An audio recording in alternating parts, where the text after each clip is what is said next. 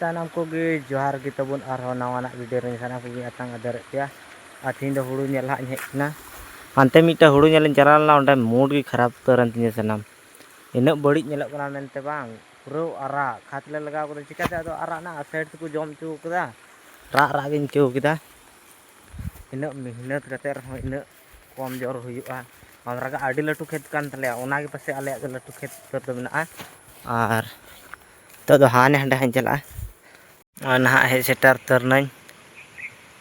Noy no atak kan tinya nyak do ar ona talawa do ha talai ana latui do ha ana chimina hana adere do latui a kan te ya. Latui ya gi moj do nyelok kana ina kate hanya talai do tainam gi rohoy kate pase iye nyok gi nyelok kan te thoda gan. Ar noa ho ina ba enho noa ko do motamuti moj gi hui kina. Ar hande jalaw len do ona do dite ara noa do iny hopon ba ko kana noy. इन बाबा तकिन हा बार बुया किन थाकना दो बार बुइहार किन हटिंग किदा नय मिटे Latua are नय ना मिटे लटुआ दो अले दोले बिगार चबा एनते पे पिया कोड़ा तेले नवा को दोले हटिंग चबा किदा सनाम ब्लॉग दो नेडे गेबन मुचाद का कना माते मुचाद रे सनाम कुगी जोहार गे तबुन।